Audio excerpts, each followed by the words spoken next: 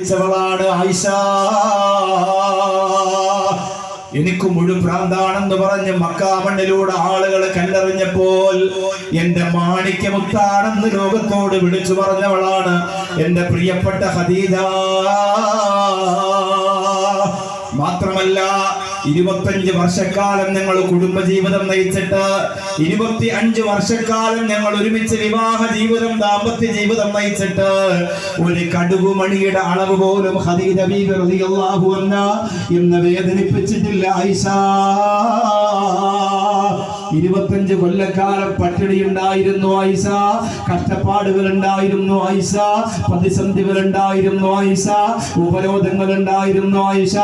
ആ കാലഘട്ടത്തിൽ ഒരു സെക്കൻഡ് പോലും എന്നെ ഒഴിവാക്കിയിട്ട് എന്റെ അടുത്ത് നിന്ന് മാറാതെ നിഴലായി തണലായി താങ്ങായി തുണയായി എന്നോടൊപ്പം നിന്നവളാണ് ഖദീജ.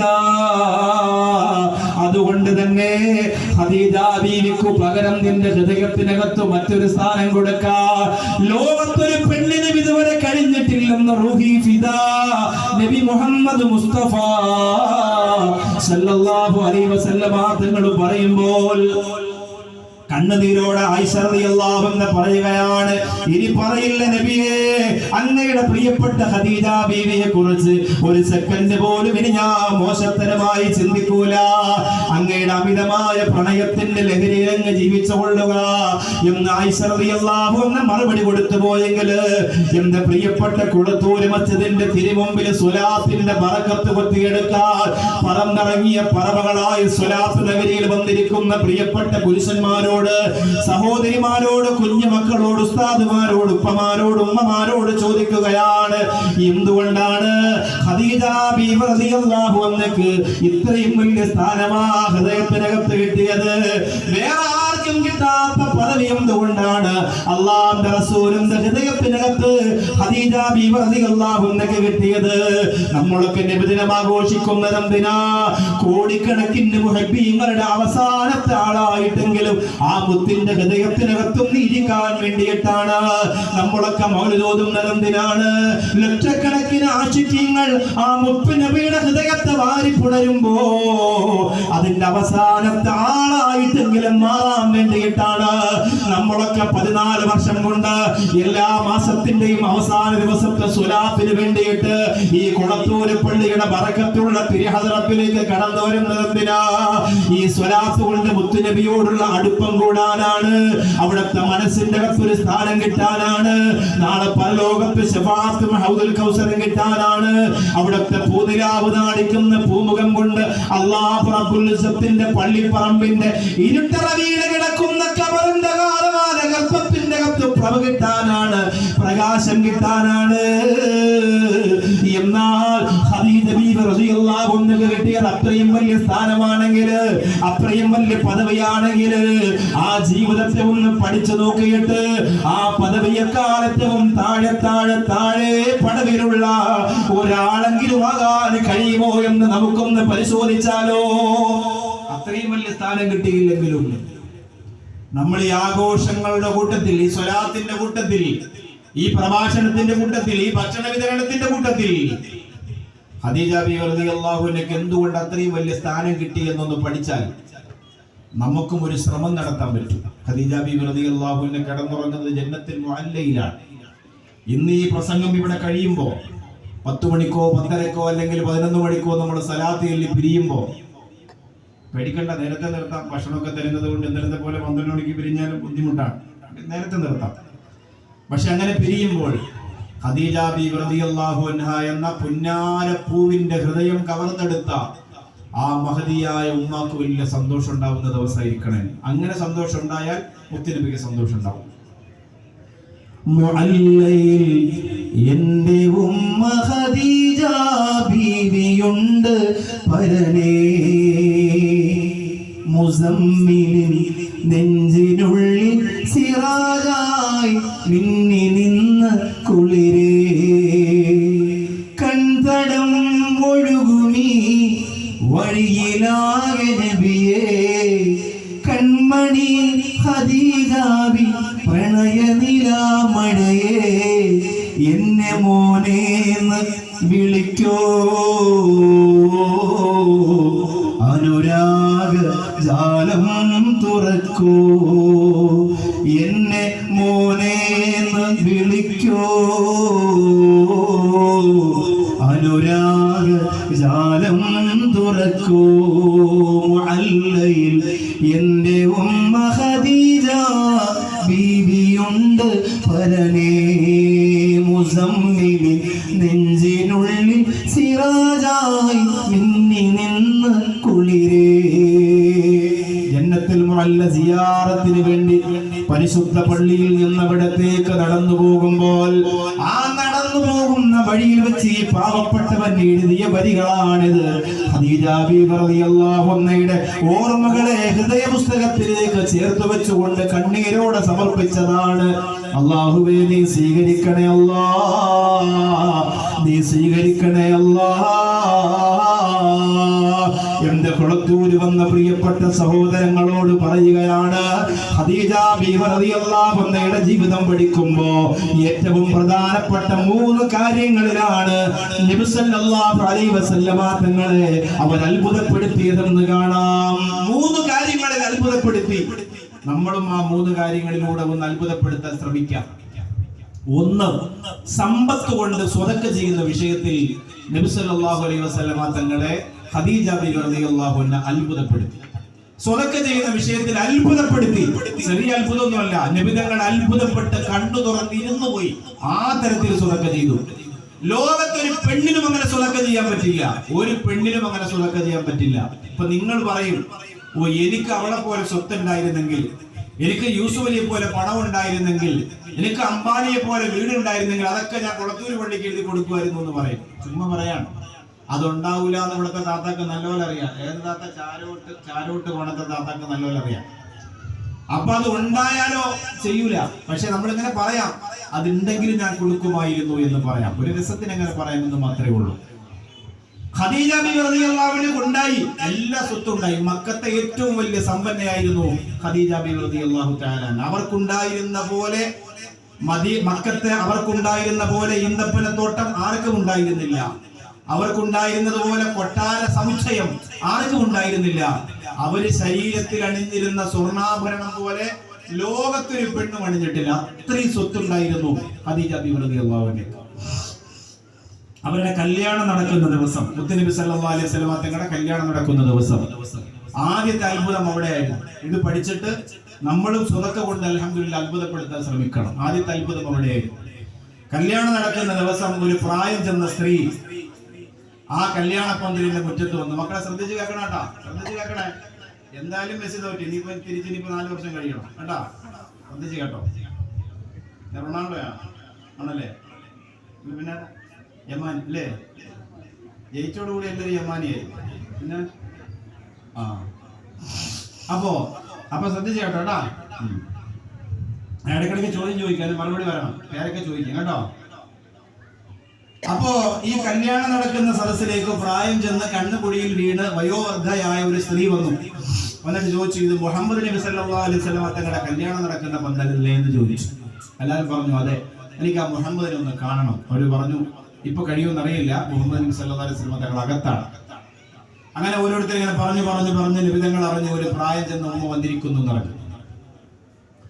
അതാരാണെന്നറിയാൻ നബി സല്ലല്ലാഹു അലൈഹി വസല്ലമ തങ്ങൾ വീട് വിട്ട് പന്തൽ വിട്ട് പുറത്തിറങ്ങുമ്പോൾ ആ ഉമ്മയെ കണ്ടപാടെ ആ കൈ പിടിച്ചിട്ട് അകത്തേക്ക് കൊണ്ടുവരികയാണ്.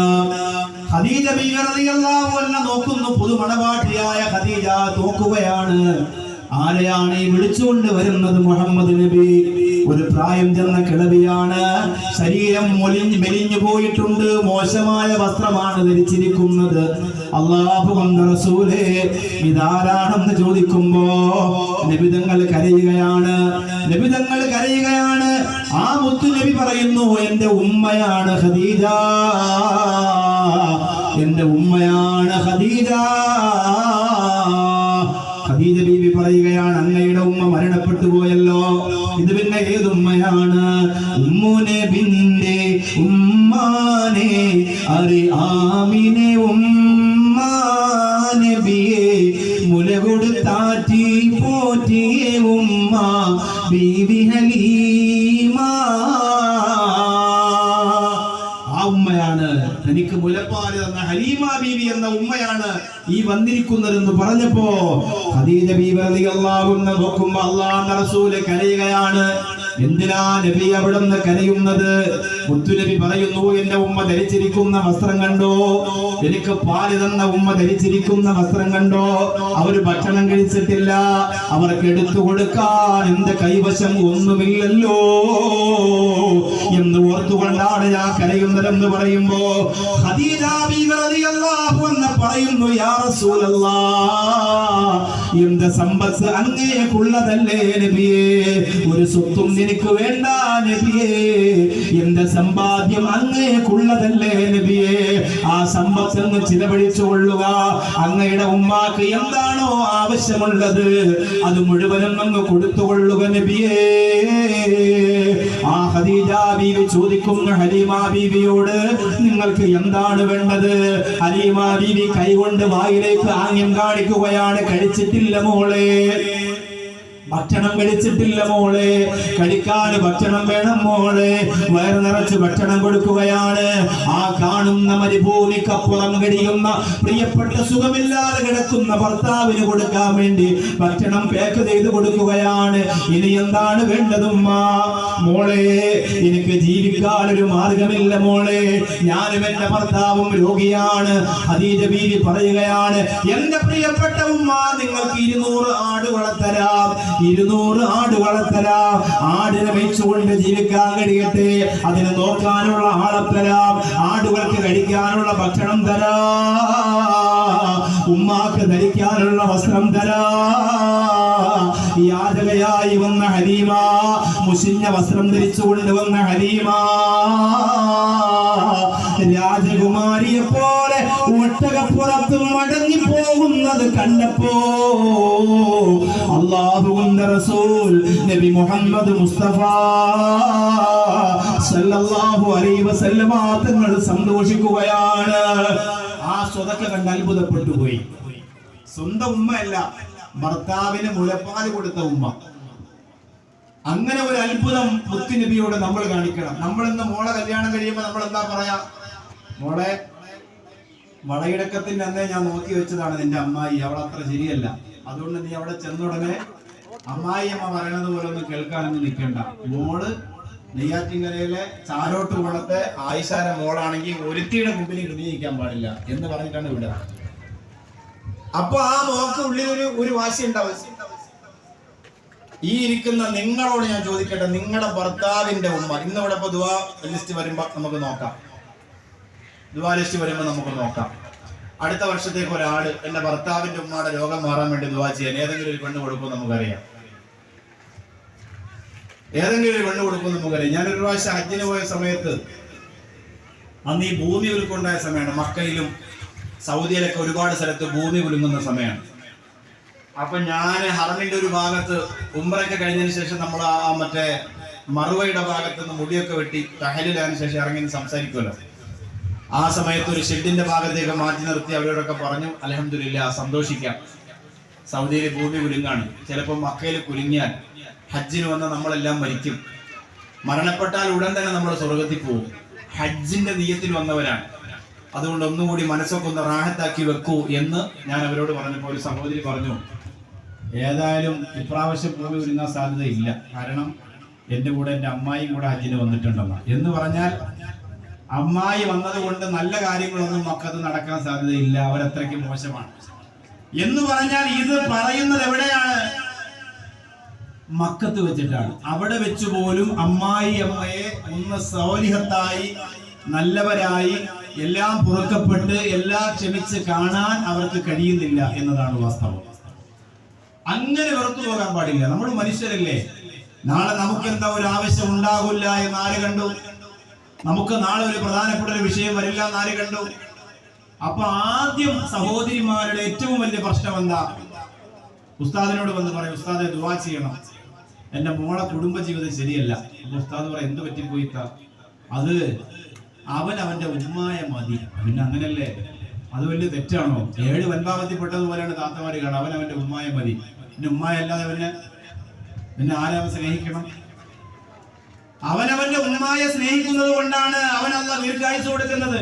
നിങ്ങൾ പറയുന്നത് പോലെ അവൻ ഉമ്മായെ ചവിട്ടിയിട്ട് വന്നാൽ മാതാപിതാക്കളുടെ പൊരുത്തക്കേടുള്ള മകന് പെട്ടെന്ന് മരണം സംഭവിക്കും, ആയുസ് കുറയും. അതുകൊണ്ട് അങ്ങോട്ടേക്ക് പോകരുത്, ആ കടവിലെടുത്ത് പോകരുത്, ഞാൻ എന്നെ കൊണ്ടുവന്നതിന് അന്ന് മുതൽ അവർ ശാപമാണ്, നാശമാണെന്ന് പറഞ്ഞ് ഭർത്താവിനെ പിടിച്ചു വെച്ചിരുന്നാൽ അപകടം ഉണ്ടായി മൂപ്പര് മരിച്ചു പോകും. അതുകൊണ്ട് ദീർഘായുസിന് വേണ്ടി ഭർത്താവിന്റെ ഉമ്മയെ പരിഗണിക്കാൻ പറയണം. നബിദിനത്തിന്റെ അന്ന് ഭർത്താവിനോട് പറയണം, ഇക്ക ഉമ്മച്ചി ഒന്ന് വിളിച്ച് ചോദിക്ക്, മാമിയെ ഒന്ന് വിളിക്ക്, അമ്മായി ഒന്ന് വിളിക്ക്, ചോറ് കിട്ടിയെന്ന് ചോദിക്ക്. നമുക്ക് പിന്നെ ഭർത്താവ് വല്ല മിടുക്കനായതുകൊണ്ട് നെയ്യാറ്റിൻകരയിൽ എല്ലാ പള്ളിയിലും ചോറ് കൊണ്ടുവരുമല്ലോ. അപ്പൊ നിങ്ങൾ ഉമ്മായി ഒന്ന് വിളിച്ചു ചോദിക്കും, ഉമ്മാക്ക് ഇറങ്ങി ഓടാനൊന്നും വയ്യ, സുഖമില്ല, ഉമ്മച്ചി ചോറ് കിട്ടിയോ? കിട്ടിയിട്ടുണ്ടാവും. പക്ഷെ ആ ചോദ്യം കിട്ടുമ്പോ ഉമ്മാക്ക് കിട്ടിയ ചിക്കൻ ബിരിയാണി ആണെങ്കിലും ഉമ്മാക്ക് മട്ടൻ ബിരിയാണി കഴിച്ച സന്തോഷം ഉണ്ടാവും. ഉമ്മ ചോറ് കിട്ടിയോ? ഉമ്മ എല്ലായിടത്തും പറയും, മോൻ വിളിച്ചിരുന്നു, ചാരോട്ട് കൊടുത്തിട്ട് മോൻ വിളിച്ചിരുന്നു. അൽഹംദുലില്ലാ, പഴയതുപോലൊന്നും അല്ലപ്പോ. അവന്റെ മനസ്സൊക്കെ വല്ലാതെ മാറി, വരുമ്പോഴൊക്കെ ഒന്ന് നോർമലായി. അൽഹംദുലില്ലാ, വിളിച്ച് ചോദിച്ചല്ലോ, സന്തോഷം. അങ്ങനെ ചോദിക്കണം നമ്മൾ.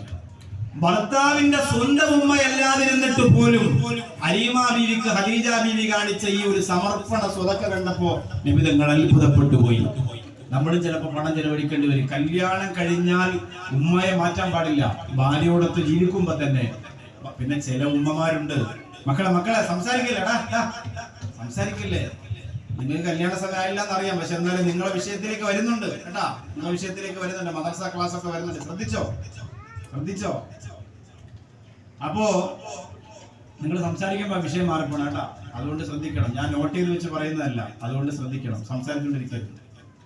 അപ്പൊ നബി സല്ലല്ലാഹു അലൈഹി വസല്ലമ തങ്ങൾ തന്റെ പ്രിയപ്പെട്ട സ്വന്തം ഉമ്മയല്ലാതിരുന്നിട്ട് പോലും ആ ഉമ്മയെ പരിഗണിച്ച ഖദീജ ബീവി അത്ഭുതത്തോടെ നോക്കിക്കണ്ടു. പിന്നെ ചില ഉമ്മമാരുണ്ട്, ഈ മക്കളെ ഒന്നിന് സമ്മതിക്കില്ല. എവിടേക്കെങ്കിലും പോകാൻ വേണ്ടി ഭാര്യയും ഭർത്താവും കൂടെ പ്ലാൻ ചെയ്യും, പിന്നെ നമുക്ക് വാഗമണ്ണൊന്ന് പോയാലോ, 2 ദിവസം പോയി. അപ്പം വൈഫ് മോളിന്ന് പറഞ്ഞ് റെഡിയായി, പഴയ പുതിയ ചുരിദാറൊക്കെ എടുത്ത് സെറ്റ് ചെയ്ത് എല്ലാം റെഡിയായിരിക്കുന്ന സമയത്ത് ഭാര്യ ഇറങ്ങുന്നതിന് മുമ്പ് നോക്കുമ്പോ ഉമ്മ ദാ ഒടുക്കത്തെ ചുരിദാറൊക്കെ വള്ളിയൊക്കെ കെട്ടി ഉമ്മ ഇറങ്ങി വരുന്നുണ്ട്. മക്കളെ ഞാനും കൂടെ വരട്ടാണെന്ന് ചോദിച്ചു. അപ്പോഴേ അവള് പറയും, അള്ളാഹു ഇത് മമ്പറ നേർച്ചയ്ക്ക് പോകണം, അവിടെ ചേർന്ന് എവിടെ അതൊരു ശല്യം. അങ്ങനെ ആവരുത്. അവരുടെ ലോകത്തേക്ക് വിടുന്നത്. അങ്ങനെ വരുമ്പോഴാണ് ഈ ഉമ്മമാരോട് ഈ പെണ്ണിന് വെറുപ്പുണ്ടാവുന്നത്. എവിടെയും പോകാൻ സമ്മതിക്കൂല. ആ സമയത്ത് ഉമ്മായി മരിച്ചു കയറ്റിക്കൊണ്ട് ഇറങ്ങി വരും. അത് ചെയ്യാൻ പാടില്ല. അപ്പൊ നിങ്ങളൊന്ന് സമാധാനമായി സ്വസ്ഥമായി, നിന്റെ മോനെ പിടിച്ച് തിന്നൊന്നുമില്ല ഈ പെണ്ണ്. എപ്പോഴും ഇങ്ങനെ എന്റെ മോൻ എവിടെ പോണു, എന്റെ മോനെ അവന്റെ പൈസ പോയി, അവന്റെ കാർഡ് പോയി, അങ്ങനെ ഉമ്മമാർ ആ സ്വഭാവം മാറ്റണം, എന്നാലേ ജീവിക്കാൻ പറ്റും. നിങ്ങളെ മോനെ ഇങ്ങനെ പഠിച്ച് തിന്നൊന്നുമില്ല, കൈവശം കൊടുത്തു, അങ്ങനെ കൊടുത്തു, ഒന്നും കൊടുത്തിട്ടില്ല, അവര് സന്തോഷമായിട്ട് ജീവിക്കട്ടെ. നിങ്ങളുടെ മോനും മരുമോളും, നിങ്ങളുടെ മോളും മരുമോനും സന്തോഷമായിട്ട് ജീവിക്കുന്നത് കണ്ട് ആനന്ദിക്കല്ലേ വേണ്ടത്. അങ്ങനെ വേണം ചെയ്യാം. അപ്പോ ഖദീജ ബീവി റളിയല്ലാഹു അൻഹ ആദ്യം അത്ഭുതപ്പെടുത്തിയത് അതാണ്. രണ്ടാമത്തെ അത്ഭുതം, സ്വതക്ക കൊണ്ട് അത്ഭുതപ്പെടുത്തിയ രണ്ടാമത്തത്, ഖദീജ ബീവി റളിയല്ലാഹു അൻഹയുടെ ആദ്യ വിവാഹമൊക്കെ പോയി, ഭർത്താവൊക്കെ നഷ്ടപ്പെട്ടതിന് ശേഷം ഇനി കല്യാണം വേണ്ടെന്ന് തീരുമാനിച്ചിരിക്കുന്ന സമയം, കുറച്ച് സ്വത്തുണ്ട്, സൗന്ദര്യമുണ്ട്, മക്കയിലെ എല്ലാ പ്രമാണികളും കല്യാണ ആലോചനയുമായി ചെന്നു. ഖദീജ ബീവി പറഞ്ഞു, എന്റെ ജീവിതത്തിൽ ഒരു കല്യാണമില്ല. അപ്പോഴാണ് മുഹമ്മദ് റസൂലുള്ളാഹി സല്ലല്ലാഹു അലൈഹി വസല്ലമ തങ്ങളെ കുറിച്ച് അറിയുന്നത്. അവിടുത്തെ സൗന്ദര്യം, അവിടുത്തെ സ്വഭാവം, അവിടുത്തെ ഹൃദയശുദ്ധി, അവിടുത്തെ സത്യസന്ധത, അത് മുഴുവനും അറിഞ്ഞപ്പോ അല്ലാഹുവിന്റെ റസൂലിലേക്ക് ഒരു കല്യാണ ആലോചന കൊടുക്കുകയാണ്. ആ കല്യാണ ആലോചന സ്വീകരിച്ചുകൊണ്ട് കല്യാണത്തിന് സമ്മതിക്കുകയാണ്. അറേബ്യയിലെ എല്ലാ ഇസ്ലാമിന്റെ ഏറ്റവും വലിയ ശത്രുക്കളായ മുതലാളിമാരും അത്ഭുതപ്പെട്ടു പോയി. ഒരു യതീമിനെയാണല്ലോ കല്യാണം കഴിച്ചത്, 5 പൈസയുടെ കാൽക്കാശിന് വിലയില്ലാത്തവനെയാണല്ലോ ഖദീജ ബീവി ഭർത്താവായി സ്വീകരിച്ചത്. എല്ലാവരും കുറ്റപ്പെടുത്തിയപ്പോ ആ വാർത്ത ഖദീജ ബീവി റളിയല്ലാഹു അൻഹ കേൾക്കുകയാണ്. സഹിക്കാൻ പറ്റിയില്ല. തന്റെ ഭർത്താവിനെ കുറിച്ച് പറയുന്ന അപവാദം കേൾക്കാൻ പറ്റിയില്ല, പരിഹാസം താങ്ങാൻ പറ്റിയില്ല. അതുകൊണ്ട് അല്ലാഹുവിന്റെ റസൂൽ സല്ലല്ലാഹു അലൈഹി വസല്ലമ തങ്ങൾക്ക് സമാധാനം കൊടുക്കാൻ തന്റെ കൊട്ടാരത്തിലേക്ക് അറേബ്യയിലെ മുതലാളിമാരെ വിരുന്നിന് ക്ഷണിച്ചു ഖദീജ ബീവി റളിയല്ലാഹു അൻഹ. എല്ലാരും വിരുന്നിന് വന്നു. ഭക്ഷണം വിളമ്പുന്നതിന് മുമ്പ് പാത്രം കൊണ്ട് വെച്ചിട്ട് ഖദീജ ബീവി പറഞ്ഞു, എനിക്ക് നിങ്ങളോട് പ്രധാനപ്പെട്ട ഒരു കാര്യം പറയാനുണ്ട്. നിങ്ങൾ ഇന്ന് വരെ ആക്ഷേപിച്ചു കൊണ്ടിരുന്ന മുഹമ്മദിനെ ഞാനൊന്ന് വിളിക്കട്ടെ. ആ മുഹമ്മദ് നബിയെ വിളിക്കുമ്പോ എല്ലാവരും അത്ഭുതത്തോടെ നോക്കി പോവുകയാണ്. കാരണം എന്താ? പുറത്തു നിന്ന് പറഞ്ഞതുപോലെയല്ല. എന്ത് രസമാണ്, എന്തു ഭംഗിയാണ്, എത്ര സുന്ദരനാണ്. കണ്ടാലോ കണ്ണെടുക്കില്ല, കാരുണ്യ പൂമുഖം മതിയാകില്ല, കണ്ണീരോ മാറ്റിടുമുല്ല, കാമിൽ റസൂലുള്ളാഹ്. മുത്തു ഹബീബ് ഇറങ്ങി വന്നപ്പോ സൂര്യൻ ഉദിച്ച പോലെ പ്രഭ പരന്നു. ഇസ്ലാമിന്റെ ശത്രുക്കൾക്ക് വലിയ സങ്കടം തോന്നി. എല്ലാവരും പറഞ്ഞു, ഖദീജ ഇനി കാര്യം പറയൂ, എന്താ ഞങ്ങളെ വിളിപ്പിച്ചത്? ഖദീജ ബിബി റളിയല്ലാഹു അൻഹ പറഞ്ഞു, എന്റെ സമ്പത്ത് മുഴുവനും എത്രയുണ്ടെന്ന് നിങ്ങൾക്കറിയാം. എനിക്ക് മക്കയിൽ എത്ര കൊട്ടാരമുണ്ട്, എത്ര ഈന്തപ്പന തോപ്പുകളുണ്ട്, എത്ര മുന്തിരി തോട്ടങ്ങളുണ്ട്, എല്ലാം നിങ്ങൾക്കറിയാം. അത് മുഴുവനും ഇന്നു മുതൽ അതിന്റെ അവകാശി, അതിന്റെ അധികാരം മുഹമ്മദ് നബിയാവുന്നു. എല്ലാം ഞാൻ എഴുതി കൊടുക്കുകയാണ് സല്ലല്ലാഹു അലൈഹി വസല്ലം. ഇനി ഖദീജയാണ് പാവപ്പെട്ടവൾ, ഇനി ഖദീജയാണ് യതീമ്, മുഹമ്മദ് നബി സമ്പന്നനാണ് എന്ന് അവരുടെ മുമ്പിൽ വെച്ച് പറഞ്ഞപ്പോ ആരംഭപ്പൂവായ റസൂലിന്റെ കണ്ണുകൾ നിറഞ്ഞൊഴുകി. ആ മുത്തുനബി പറഞ്ഞു, ഖദീജ എനിക്കെന്തിനാണ് സമ്പത്ത്, എനിക്കെന്തിനാണ് സ്വത്ത്, എല്ലാം എഴുതി കൊടുക്കാൻ. ഒരു മോതിരത്തിന് വേണ്ടി പുറകെ നടന്ന് ചാരോട്ട് വളർന്ന ഭർത്താവ്, അത്ര ബുദ്ധിമുട്ടൊന്നുകൊണ്ടാണ് ഞാൻ അവളെ പിന്നാലെ നടന്നത്. എങ്ങനെയെങ്കിലും ഒരെണ്ണം വിറ്റ് എന്റെ കടം തീർന്നാൽ എടുത്ത് തിരിച്ചു കൊടുക്കാമെന്ന് പറഞ്ഞപ്പോ എന്നോട് പറഞ്ഞു, കടം നിങ്ങൾ ഉണ്ടാക്കി വെച്ചാൽ, നിങ്ങൾ ഉണ്ടാക്കി വെച്ചാൽ, നിങ്ങൾ ഉണ്ടാക്കി വെച്ചാണെന്ന് കൈയെടുത്ത് കാണിച്ചിട്ട് എന്നെ ആട്ടി ഓടിച്ചവളാണ്. എന്നിട്ട് വാതിലേക്കാൻ വന്നിരുന്നാ ഇപ്പം മരിച്ചാൽ സ്വർഗത്തിൽ പോണ പോലെ എന്ന് പറഞ്ഞ് എങ്ങനെ ഇരിക്കും. ഭർത്താവിനോടുള്ള കടമയും പാലിച്ച് അവരുടെ പൊരുത്തവും നേടിയാലേ അവിടെ അങ്ങോട്ട് ഗേറ്റ് തുറക്കുള്ളൂ. നിസ്കാരത്തിനങ്ങോട്ടൊന്നും ഗേറ്റ് തുറക്കൂല. പക്ഷെ ഭർത്താക്കന്മാർ അങ്ങനത്തെ ഭർത്താക്കന്മാരായിരിക്കണം. മോതിരം ചോദിച്ചത് മറ്റേ പുതിയ സാധനം എടുത്ത് അടിക്കാനായിരിക്കരുത്. ജീവിതത്തെ മെച്ചപ്പെടുത്താനും കുടുംബജീവിതം സന്തോഷത്തിലാക്കാനും വന്നുപോയ ബാധ്യതയിൽ നിന്ന് കരകയറാനും കച്ചവടം തുടങ്ങാനും മക്കളെ പഠിപ്പിക്കാനും ഒക്കെ ആയിരിക്കണം. അപ്പൊ ഒന്നാമത് അത്ഭുതപ്പെടുത്തിയത് സ്വതക്ക കൊണ്ടാണ്. നബി സല്ലല്ലാഹു അലൈഹി വസല്ലം തങ്ങൾ അത്ഭുതപ്പെട്ടു പോയി. ഇന്ന ലികുല്ലി ഉമ്മത്തിൻ ഫിത്ന വഫിത്നതു ഉമ്മത്തി അൽ മാൽ. എല്ലാ സമുദായത്തിനും അല്ലാഹു ഫിത്ന കൊടുത്തിട്ടുണ്ട്, പരീക്ഷണം കൊടുത്തിട്ടുണ്ട്. എന്റെ സമുദായത്തിന്റെ പരീക്ഷണം അത് സമ്പത്താണെന്ന് മുഹമ്മദ് മുസ്തഫ സല്ലല്ലാഹു അലൈഹി വസല്ലം. സയതി സമാനുൻ അലാ ഉമ്മത്തി. ഇനി ഒരു കാലഘട്ടം വരാനുണ്ട് ഖിയാമത്ത് നാളിൽ. ആ കാലഘട്ടത്തിലെ ജനങ്ങൾ യുഹിബ്ബൂനൽ മാല വയൻസൗനൽ ഹിസാബ്. അവർ സമ്പത്ത് ഇഷ്ടപ്പെടുന്നവരാണ്, വിചാരണയെ മറന്നു പോകുന്നവരാണ്. എങ്ങനെയും പണം ചെലവഴിക്കാം, എങ്ങനെയും പണം ചെലവഴിക്കാം. കഴിഞ്ഞ വർഷം നിങ്ങൾ എത്ര ആട് പറഞ്ഞു? തങ്ങൾ ചോദിച്ചപ്പോ ഞാനൊരാട്, ഐഷ ഒരാട്, ഖദീജ ഒരാട്, സുബൈർ ഒരാട്, സുലൈമാൻ ഒരാട്. എന്നിട്ടിപ്പോ കമ്മിറ്റിക്കാർ മാത്രം നിന്ന് ആടുകയാണ്, വേറെ സാധനമൊന്നും കിട്ടിയില്ല. എന്തുകൊണ്ട്? പ്രാവശ്യം എത്ര ആടുണ്ട്? 20 കൊണ്ടുവന്നല്ല, 25 ആടുണ്ടായിരുന്നു. ഏകദേശം എല്ലാവരും തന്നു അൽഹംദുലില്ലാഹ്. അധ്യക്ഷൻ അങ്ങനെ ഒരു ഷോപ്പിങ്ങിലേ പറയൂ. കാരണം ഇന്നിപ്പം തന്നില്ലെന്ന് പറഞ്ഞാൽ നിങ്ങൾ ഇനി പറഞ്ഞില്ലെങ്കിൽ ഒരു വിഷമല്ല. അതിനാണ് അദ്ദേഹത്തെ അങ്ങനെ പ്രസിഡന്റാക്കി വെച്ചിരിക്കുന്നത്. ചില ഹിക്കുമത്തെ കൊണ്ടെങ്കിലേ പറ്റൂ. ഏകദേശം കുറെ ആളുകൾ കൊടുത്തു. ഇൻഷാ അല്ലാഹ് കൊടുക്കണം. മുത്തനബി സല്ലല്ലാഹു അലൈഹി വസല്ലം തങ്ങൾക്ക് വേണ്ടി നിയ്യത്ത് ചെയ്ത് ഭക്ഷണം വെച്ച് കൊടുക്കാനും ഈ ഇവിടെയുള്ള ആബാലവൃദ്ധൻ ജനങ്ങൾ, ഈ പരിസരത്തുള്ള ഹൈന്ദവരൊക്കെ വന്നാൽ അവർക്ക് സന്തോഷത്തോടെ കൊടുക്കുക. അവരെ കൊണ്ടുപോയി കഴിക്കട്ടെ. നമ്മളെ സലാത്തിന്റെ മുത്തറസൂലിന്റെ ഭക്ഷണമാണ്, അതിനൊരു വല്ലാത്ത ബറക്കത്താണ്. അത് കൊടുത്തയക്കണം. അതുകൊണ്ട് അതിനൊരു കുറവും വരാൻ പാടില്ല. ആരൊക്കെ എന്തൊക്കെ പറഞ്ഞാലും, നബിദിനം വേണ്ട, ആഘോഷം വേണ്ട, അങ്ങനെയാണ് ഇങ്ങനെയാണെന്നൊക്കെ ആരൊക്കെ എന്തൊക്കെ പറഞ്ഞാലും അതൊന്നും നമ്മൾ കേൾക്കണ്ട. നമുക്ക് സുന്നത്തി ജമാഅത്തിന് നേതൃത്വം കൊടുക്കുന്ന ഉസ്താദന്മാരുണ്ട്.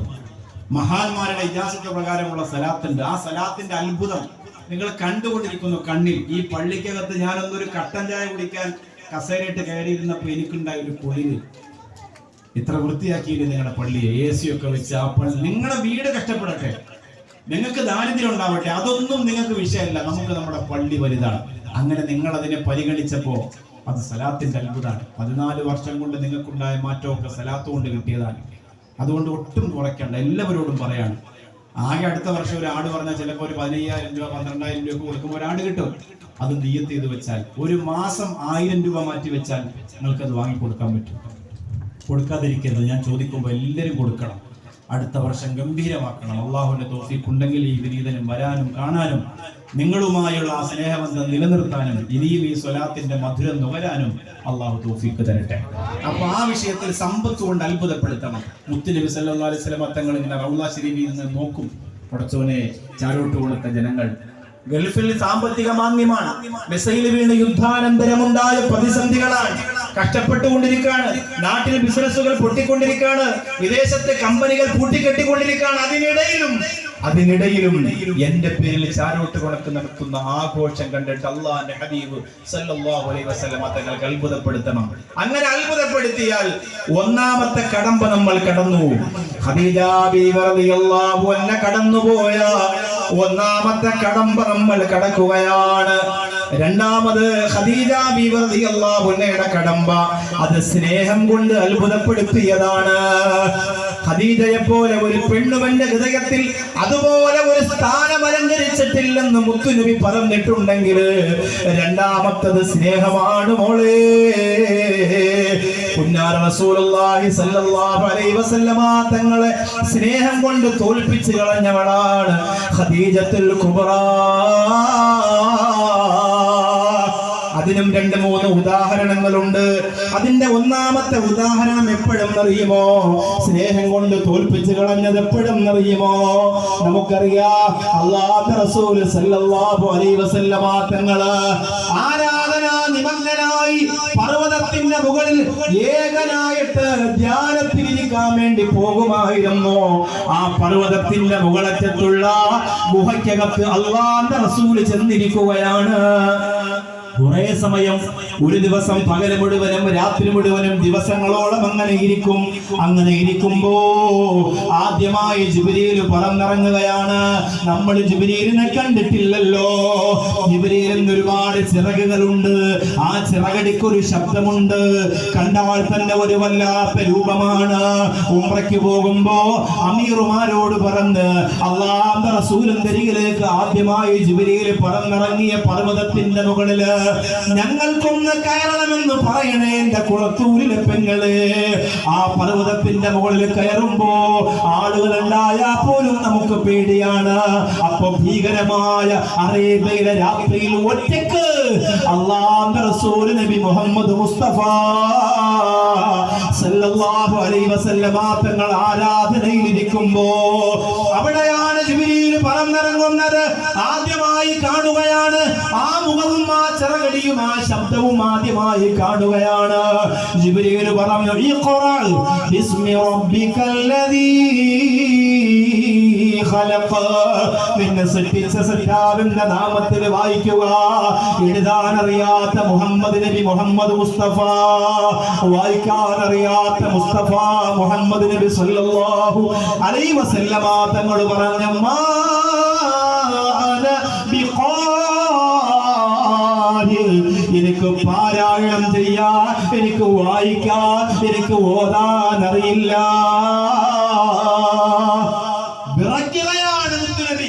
ചേർത്ത് പിടിച്ചു ജിബ്രീൽ അലൈഹിസ്സലാം, തന്റെ ശരീരത്തെ അണച്ചു പിടിച്ചു ജിബ്രീൽ അലൈഹിസ്സലാം.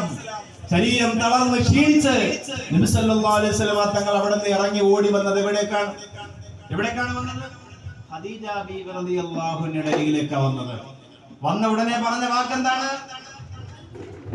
വിളിക്കൻ. മോന്റെ പേരെന്താ? ഷാബാനാണ് ചോദിച്ചത്. അല്ല, ഷാബാൻ പറയുന്നു ആ വാക്ക് ദമ്മിലൂനി എന്നാണ്. എന്നെ പുതപ്പെട്ട് മൂടു ഖദീജ. പ്രണയത്തിന്റെ വാക്ക്, ലോകം ഓമനിച്ച വാക്ക്, ലോകം ആദരിച്ച വാക്ക്.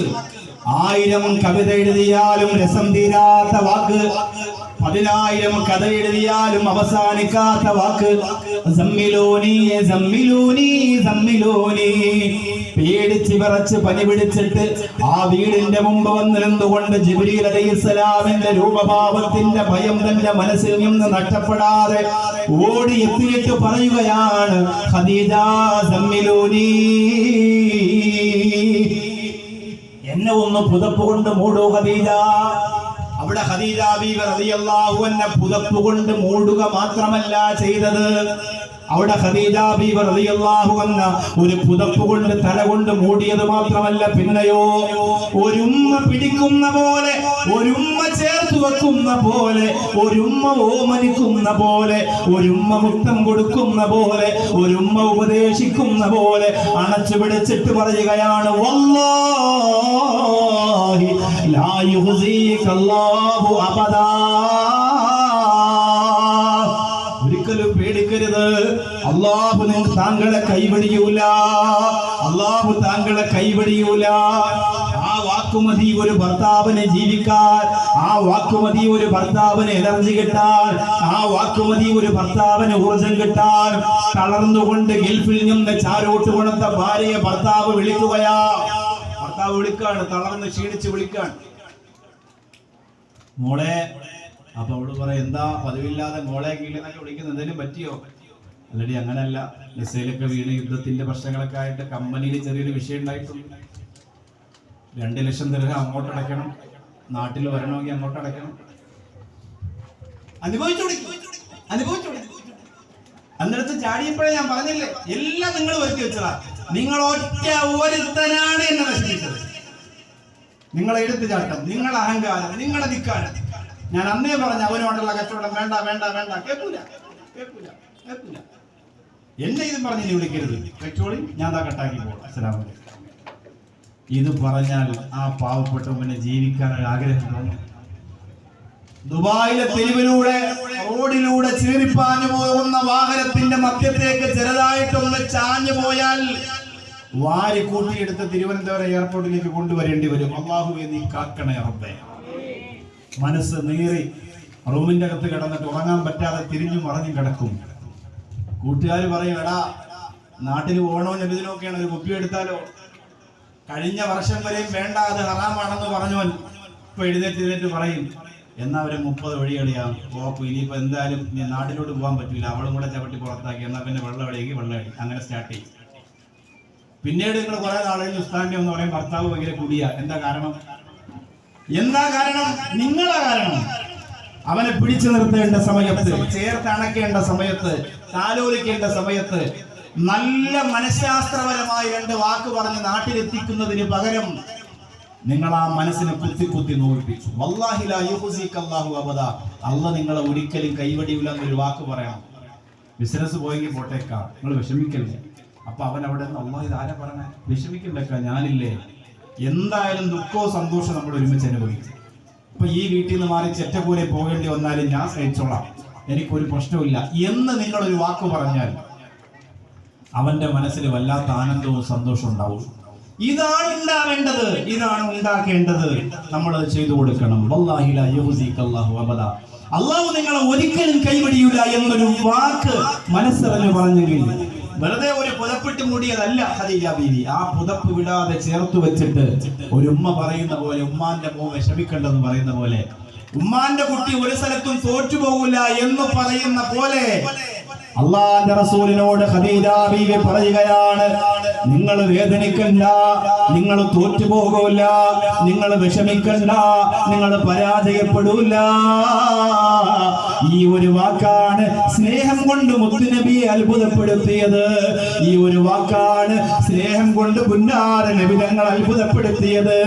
പ്രബോധനത്തിന്റെ ദൗത്യവുമായി അള്ളാന്റെ റസൂൽ വീഥികളിൽ ഇറങ്ങുമ്പോ, യാ അയ്യുഹൽ മുദ്ദസിർ ഖും ഫഅൻദിർ, അല്ലാഹുവിന്റെ റസൂലേ അങ്ങ് കിടന്നുറങ്ങരുത് നബിയേ, എഴുന്നേൽക്കണം നബിയേ, പ്രബോധനം നടത്തണം നബിയേ, അങ്ങയെ മുർസലായി തിരഞ്ഞെടുത്തിട്ടുണ്ട് നബിയേ, അല്ലാഹുവിനെ കുറിച്ച് ലോകത്തോട് പറഞ്ഞു കൊടുക്കണം നബിയേ. അങ്ങനെ മുത്തുനബി സല്ലല്ലാഹു അലൈഹി വസല്ലമ തങ്ങൾ ലാ ഇലാഹ ഇല്ലല്ലാഹ് മുഹമ്മദുർ റസൂലുള്ളാഹ് എന്ന മുദ്രാവാക്യം ലോകത്തോട് പറഞ്ഞു കൊടുക്കാൻ വേണ്ടി യാത്ര ചെയ്യുമ്പോ ജനങ്ങൾ കല്ലെറിയുകയാണ്, ജനങ്ങൾ കൂക്കി വിളിക്കുകയാണ്, ചെളിവാരി എറിയുകയാണ്. വൈകുന്നേരം വീട്ടിലേക്ക് മടങ്ങി വരുന്ന ആരംഭപ്പൂവിന്റെ ശരീരത്തും മുറിവ് പറ്റിയിരിക്കുകയാണ്. ആരാണ് സ്നേഹം കൊണ്ട് തോൽപ്പിക്കാൻ ഇറങ്ങി ചെല്ലുന്നത്? ആരാണ് ഓടിച്ചെന്ന് വാരി പുണരുന്നത്? ബീവി ഖദീജ. കരയല്ല നബിയേ, സങ്കടപ്പെടല്ല നബിയേ, ശുദ്ധ ജലധാര കൊണ്ടുവന്നിട്ട് ആ കഷ്ടപ്പാടുകളെ തുടച്ചു മാറ്റിയിട്ട് വൃത്തിയാക്കി അള്ളാന്റെ റസൂലിനെ ചെറ്റക്കൂരയ്ക്കകത്തേക്ക് വിളിച്ചു കയറ്റിയതാരാണ്? ബീവി ഖദീജ റളിയല്ലാഹു അൻഹാ. സ്നേഹം കൊണ്ട് അത്ഭുതപ്പെടുത്തുകയാണ്. പുന്നാർ റസൂലുള്ളാഹി സ്വല്ലല്ലാഹു അലൈഹി വസല്ലമ തങ്ങളെ നമ്മൾ സ്നേഹം കൊണ്ട് അത്ഭുതപ്പെടുത്തണം. കാൽപന്തുകളിയുടെ രാജാക്കന്മാർക്ക് വേണ്ടി പാതിരാത്രി 12 മണിക്കും 1 മണിക്കും 2 മണിക്കും 3 മണിക്കും അലാറം വെച്ചെഴുന്നേറ്റ് ഫുട്ബോൾ കണ്ടിരുന്ന തിരുവനന്തപുരത്തെ ചാരോട്ടുകുളപ്പയുടെ പ്രിയപ്പെട്ട ചെറുപ്പക്കാരവിടെ ചാരോട്ടുകുളത്തെ മജ്‌ലിസിൽ ആ ചെറുപ്പക്കാരനെ ഇന്ന് കാണാനുണ്ടോ? അവന് മുത്തുനബി ഏറ്റവും അവസാനമാണ്. അവന്റെ റൊണാൾഡോയും അവന്റെ യമാനിയും അവന്റെ മെസ്സിയും അവന്റെ എല്ലാരും കഴിഞ്ഞിട്ട് അവസാനമാണ് മുത്തുനബി സല്ലല്ലാഹു അലൈഹി വസല്ലം. മോനെ എഴുന്നേക്കുന്നില്ലടാ, ഇന്ന് നബിദിനമാണ്. ഘോഷയാത്രയൊക്കെ കഴിഞ്ഞിട്ടുണ്ടാവും, ഞാനൊന്ന് ഉറങ്ങട്ടെ. അവനതൊരു വിഷയമല്ല. മോനെ ചാരോട്ടുകുളത്ത് സലാത്ത് വാർഷികം നടക്കുന്നുണ്ട്. ഞാൻ കനകക്കുന്നിലേക്ക് പോവാണ് കൂട്ടുകാരാ, അവിടെ ഇന്ന് വലിയ ഗാനമേള പരിപാടിയൊക്കെ നടക്കുന്നുണ്ട്. ഇവിടെ വന്നാൽ കുറെ ഒരുപതി ചോറ് കിട്ടുന്നല്ലേ ഉള്ളൂ, പക്ഷെ ഓണത്തിന്റെ വൈബ് കിട്ടില്ലല്ലോ എന്ന് പറഞ്ഞ് അങ്ങോട്ട് പോകുന്നു. എന്തുകൊണ്ട്?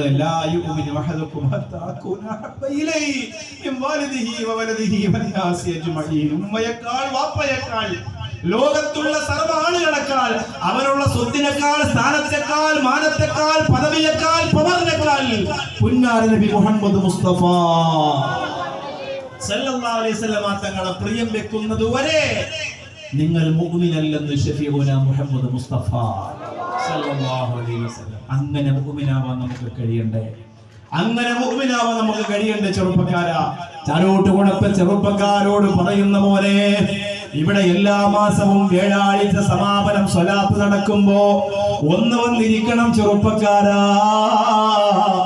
നിന്നോടാണ് മുത്തുനബിക്ക് വല്ലാത്ത പ്രിയമുണ്ടാകുന്നത്.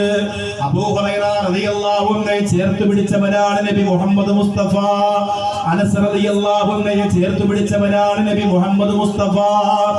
ഓരോ സഹാബത്തിന്റെയും യുവത്വകാലത്തെ അല്ലാഹു കൊണ്ട് ദീനിന് കൊടുക്കാൻ സ്നേഹത്തിന്റെ കരുണയുടെ ആർദ്രതയുടെ കൈനീട്ടിയിട്ട് വിളിച്ചു കൊണ്ടുപോയി ആലയിച്ചവരാണ് ആരംഭപ്പൂവായ നബി മുഹമ്മദ് മുസ്തഫ സല്ലല്ലാഹു അലൈഹി വസല്ലമ തങ്ങൾ. അതുകൊണ്ട് അങ്ങനെ സ്നേഹിക്കാൻ നിനക്ക് കഴിയണം. ആ സ്നേഹം കൊണ്ട് അത്ഭുതം തീർക്കാൻ എന്റെ ചാരോട്ടുകുളത്തെ മക്കളെ നിനക്ക് കഴിയട്ടെ. സഹാബത്ത് അത്ഭുതം തീർത്തവരാണ്. ആരാണ് സ്വതക്ക ചെയ്യുന്നതെന്ന് ചോദിച്ചപ്പോ അനയാ റസൂലല്ലാഹ് എന്ന് പറഞ്ഞ അബൂബക്കർ സിദ്ദീഖ് റളിയല്ലാഹു അൻഹു അത്ഭുതം തീർത്തല്ലോ. മാലി ലദൈക യാ റസൂലല്ലാഹ്, എന്റെ സമ്പത്ത് മുഴുവനും അങ്ങേക്കുള്ളതാണ് നബിയേ. എന്റെ ജീവിതത്തിൽ ഏറ്റവും വലിയ ഇഷ്ടമെന്തെന്നറിയോ? അൽ ജുലൂസ് ബൈന യദൈക യാ ഹബീബല്ലാഹ്, അങ്ങയുടെ മുമ്പിലിരിക്കലാണ്. അന്നദറു ഇലാ വജ്ഹിക യാ ഹബീബല്ലാഹ്, അങ്ങയെ നോക്കിയിരിക്കലാണ്. അത്ഭുതപ്പെടുത്തിയ പ്രണയമായിരുന്നു അബൂബക്കർ സിദ്ദീഖ് റളിയല്ലാഹു അൻഹുവിന്റേത്. ഇമാം ബുഖാരി റളിയല്ലാഹു അൻഹുവിന്റേതോ മദീനത്ത് സിയാറത്തിന് പോയിട്ട് മസ്ജിദുൻ നബവിയുടെ കോമ്പൗണ്ടിന് പുറത്തു നിന്നു. എന്നിട്ട് പറഞ്ഞു, യാ റസൂലല്ലാഹ്, ഈ മണ്ണിലേക്ക് ചവിട്ടാൻ എനിക്ക് യോഗ്യതയുണ്ടെങ്കിൽ എന്നെ നേരിട്ടങ്ങ് ക്ഷണിക്കാതെ ഞാൻ വരൂല നബിയേ. നമുക്ക് പറയാൻ ധൈര്യമുണ്ടോ? നമ്മൾ അങ്ങനെ പറഞ്ഞാൽ ആരാ നമ്മളെ ക്ഷണിക്കാൻ വരുന്നത്? അതിന് മാത്രമുണ്ടോ നമ്മുടെ മഹബത്ത്? അതിന് മാത്രമുണ്ടോ നമ്മുടെ സ്നേഹം? അതിന് മാത്രമുണ്ടോ നമ്മുടെ പ്രവാചക പ്രണയം? ഇല്ല പ്രിയപ്പെട്ടവരെ, പൊട്ടിപ്പൊളിഞ്ഞു പോയ ഡ്യൂപ്ലിക്കേറ്റ് സ്നേഹവും കൊണ്ട് നമുക്കങ്ങനെ വെല്ലുവിളിക്കാൻ കഴിയില്ല. ഇമാം ബുഖാരി റളിയല്ലാഹു അൻഹു അങ്ങനെ പറഞ്ഞിട്ട് അവിടെ തന്നെ ഇരിക്കുകയാണ്. ആ ഇരുന്ന സ്ഥലത്ത് നിന്നൊരു പള്ളിയുണ്ട്, മസ്ജിദുൽ ബുഖാരി എന്ന പള്ളിക്ക് പേരുണ്ട്. അവിടെ തന്നെ താമസിച്ചു, അവിടെ തന്നെ നിസ്കരിച്ചു, അവിടെ തന്നെ ഇരുന്നു. നബി തങ്ങൾ സ്വപ്നത്തിലൂടെ വന്നിട്ട് വരൂ എന്ന് വിളിച്ചപ്പോഴാണ് റൗള ശരീഫിന്റെ മുമ്പിലേക്ക് പോയത്. മാറി നിന്നീമാം ബുഖാരിയും മാറിവില്ലിൻ ദൂരെ മാടി വിളിച്ചല്ലാന്റെ ദൂതർ ഓടിച്ചെന്നാചാരേ. വിളിച്ചപ്പോ ഓടിച്ചെല്ലാണ് യാ റസൂലല്ലാഹ് എന്ന് പറഞ്ഞു. അലി ഇബ്നു അബീ ത്വാലിബ് റളിയല്ലാഹു അൻഹു എല്ലാ ദിവസവും നബി തങ്ങളെ സ്വപ്നം കാണാണ് അവിടുത്തെ വഫാത്തിന് ശേഷം.